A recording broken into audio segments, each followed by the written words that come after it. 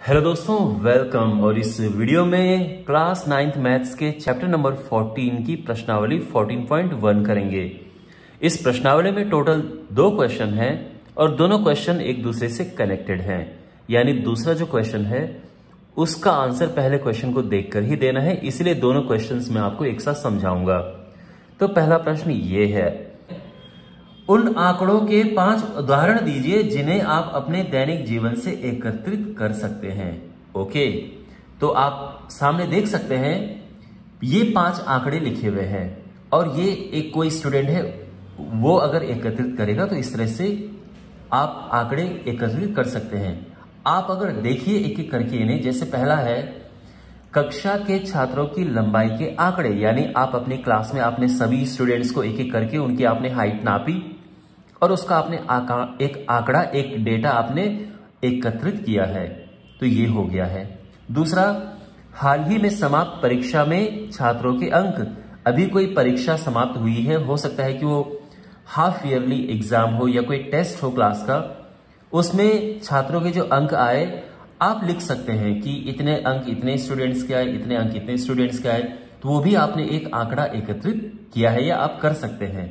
तीसरा देखिए, दशकों के हिसाब से यानी डिकेड वाइज भारत में रिलीज हुई फिल्में, तो यहां पर आप देख सकते हैं कि हर एक दशक में भारत में कितनी फिल्में रिलीज हुई हैं, आप वो डेटा एकत्रित कर सकते हैं। कहीं पे होगा, आप किसी वेबसाइट में जाके आप वहां पे चेक कर सकते हैं कि भाई 1950 के दशक में कितनी फिल्में रिलीज हुई, 1960 के दशक में कितनी फिल्में रिलीज हुई, और फिर आप एक आंकड़ा बना सकते हैं। वैसे मैं आपकी जानकारी के लिए ये बता दूं कि दुनिया में भारत में सबसे ज्यादा फिल्में रिलीज होती हैं हर साल, ठीक है, और सेकंड नंबर पे फिर अमेरिका है, यूएसए।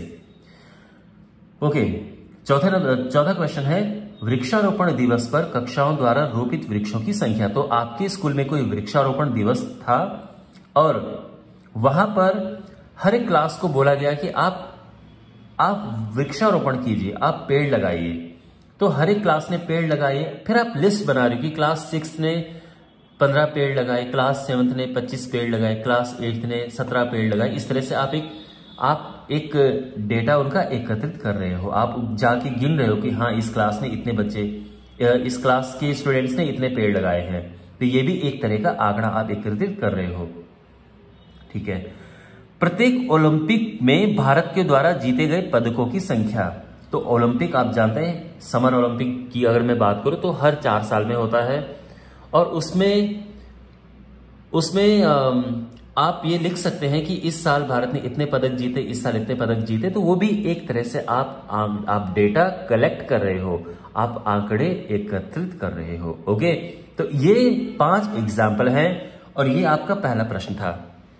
दूसरा प्रश्न ये है कि इनमें से हमें बताना है कि कौन सा डेटा प्राइमरी है और कौन सा डेटा सेकेंडरी है, यानी कौन से आंकड़े प्राथमिक हैं और कौन से गौण हैं, गौण यानी सेकेंडरी। मैं आपको एक छोटा सा आपको उनमें अंतर बता देता हूं। जो प्राथमिक आंकड़े होते हैं, प्राथमिक आंकड़ों में आप स्वयं जाके देखते हो, तो वो प्राथमिक आंकड़े हो गए जिसमें आप स्वयं जाकर देखते हैं।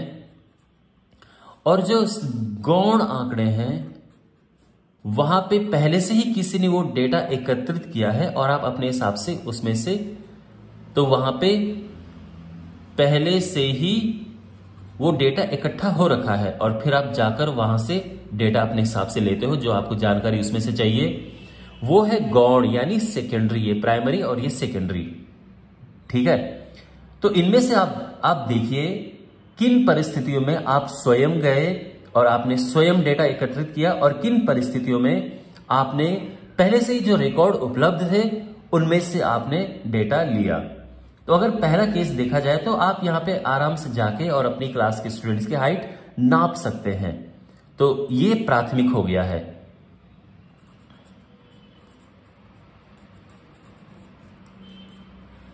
हाल ही में समाप्त परीक्षा में छात्रों की संख्या, ये भी प्राथमिक है क्योंकि अभी एग्जाम खत्म हुआ है। आप छात्रों से जाके पूछ सकते हो तुम्हारे कितने अंक हैं, तुम्हारे कितने हैं, और फिर आप उनको नोट कर सकते हो, तो ये भी प्राथमिक है।